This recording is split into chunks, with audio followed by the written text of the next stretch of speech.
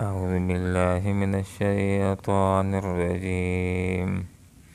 بسم الله الرحمن الرحيم.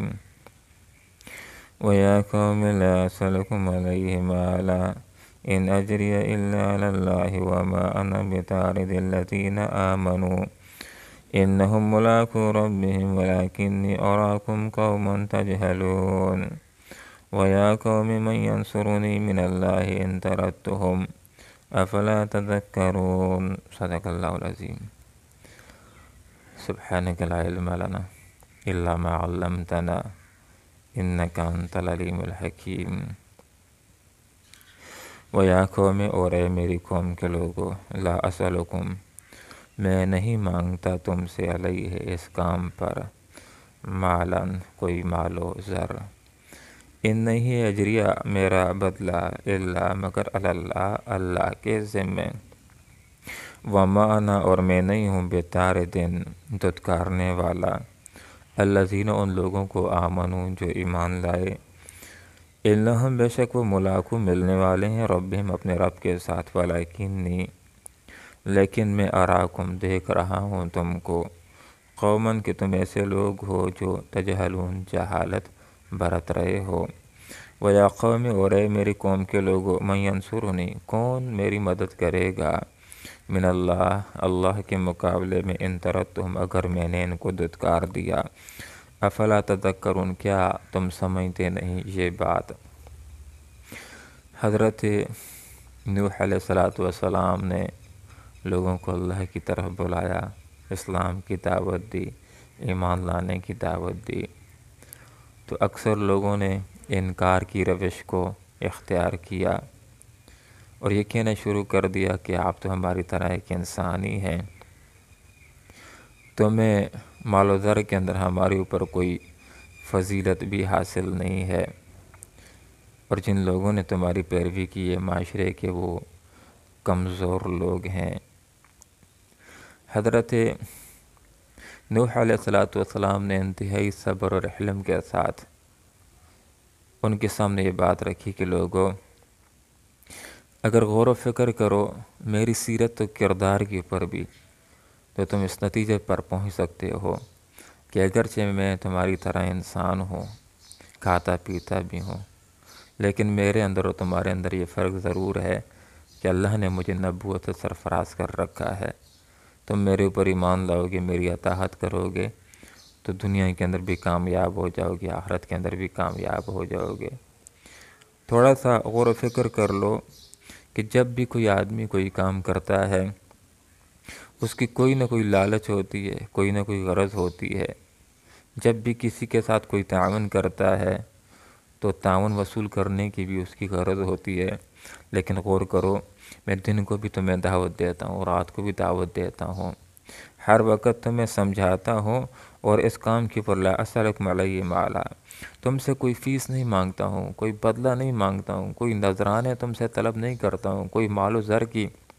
نعوذ باللہ مجھ کو لالچ نہیں ہے۔ تمہارا دل گواہی دے گا کہ میں تمہارا کس قدر خیر خواہ ہوں، اور تمہیں جو باتیں بتلاتا ہوں ان کے اوپر عمل کر لو گے تو نہ صرف آخرت بنے گی بلکہ تمہاری دنیا بھی سنورنا شروع ہو جائے گی۔ ان اجریہ الا علی اللہ نہیں ہے میرا بدلہ مگر اللہ کے ذمے، اللہ نے میری ذمہ داری لگائی ہے دعوت کا کام کرنے کی، لوگوں کو راہ راست کی طرف بلانے کی، تو میں اللہ کا کام کر رہا ہوں اور اللہ ہی سے اجر کا امیدوار ہوں، اللہ ہی مجھے اپنی رضا نصیب کرے گا، اللہ ہی مجھے بدلہ عطا کرے گا۔ وما انا بطاردن اور میں دھتکارنے والا نہیں ہوں۔ آیت کس حصے سے معلوم ہوتا ہے کہ ضرور لوگوں نے یہ مطالبہ کیا ہوگا کہ معاشرے کے جو عام طبقہ کے لوگ ہیں، اے نوح تمہارے اوپر وہ لوگ ایمان لے آئے ہیں، ان کو اگر اپنی محفل سے ہٹا دو تو ہم تمہاری محفل کے اندر آ جاتے ہیں، ان کے ساتھ بیٹھ کر کے آپ کی بات سننا یہ ہماری شان کے خلاف ہے، اگر وہ محفل سے نکل جاتے ہیں تو ہم آ جائیں گے، بات سنیں گے اور ایمان لانے کے اوپر غور و فکر کریں گے۔ تو فرمایا میں انا بطاردن میں دھتکارنے والا نہیں ہوں، الذین آمنوا ان لوگوں کو جو ایمان لائے ہیں، انہم ملاقو ربہم اس لیے کہ اگر میں نے ان کو اپنی محفل سے ہٹا دیا پھر کل کلاں جس وقت وہ اللہ کے پاس جائیں گے میری شکایت کر دیں تو میں کیا وہاں پر جواب دوں گا۔ انہم ملاقو ربہم، بعض لوگ یہ اعتراض بھی کیا کرتے تھے کہ عام لوگ جو ایمان لے آئے ہیں تو یہ بھی حقیقی ایمان نہیں لائے، تو بتلا دیا کہ جس وقت اللہ کے پاس جائیں گے تو اللہ تعالیٰ نے کا فیصلہ کر لے گا۔ اللہ کو معلوم ہے کہ کون حقیقی ایمان لایا ہے اور کون نفاق کا راستہ اختیار کیے ہوئے ہے۔ وَلَٰكِنْ يَرَاكُمْ قَوْمًا تَجْهَلُونَ، لیکن لوگوں میں دیکھ رہا ہوں کہ تم ایسے لوگوں جو جہالت برت رہے ہو۔ انبیاء کی یہ ایک انتہائی پیاری صفت ہوتی ہے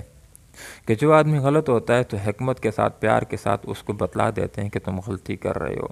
اس لیے کہ ایک انسان غلطی کے اوپر اور اپنے آپ کو صحیح سمجھ رہا ہو، ایک انسان غلطی کر رہا ہو اور دوسرا اس کو مطمئن کر لے کہ تم صحیح کر رہے ہو، تو اس کی اصلاح ناپید ہو جاتی ہے، مشکل ہو جاتی ہے۔ اس لیے کہ اصلاح تو اس بندے کی ہوتی ہے کہ جو غلط کر رہا ہے اس کو معلوم ہو کہ میں غلط کر رہا ہوں، تو کسی نہ کسی وقت اس کا ضمیر جاگ جاتا ہے اور غلطی کو چھوڑ دیتا ہے اور اصلاح کے راستے کی طرف آ جاتا ہے۔ تو نبی نوح علیہ السلام نے بھی لوگوں کو یہ بات بتلا دی کہ تم جہالت برت رہے ہو۔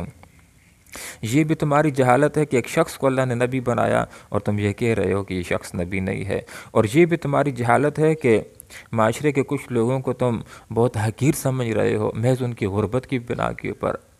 یا محض جو تمہارے اپنے ذہنوں کے اندر یہ بات بنی کہ فلاں خاندان والے اعلیٰ نسل کے لوگ ہیں اور فلاں خاندان والے اعلیٰ نسل کے لوگ نہیں ہیں، اس کے مطابق تم نے اپنا ذہن بنایا ہوا اور کچھ لوگوں کو حقیر سمجھنا شروع کر دیا ہے۔ یہ بھی تمہاری جہالت ہے، اور یہ مطالبہ بھی تمہارا جہالت کا مطالبہ ہے کہ ان لوگوں کو اپنی محفل سے ہٹا دو، پھر ہم آ جائیں گے ان کے ساتھ بیٹھ کر کے آپ کی بات سننا ہماری شان کے خلاف ہے۔ تو یہ مطالبہ بھی تمہارا ناجائز مطالبہ ہے، جو جاہلانہ مطالبہ ہے، جس کو رد کیا جاتا ہے۔ وَيَا قَوْمِ، اے میری قوم کے لوگوں،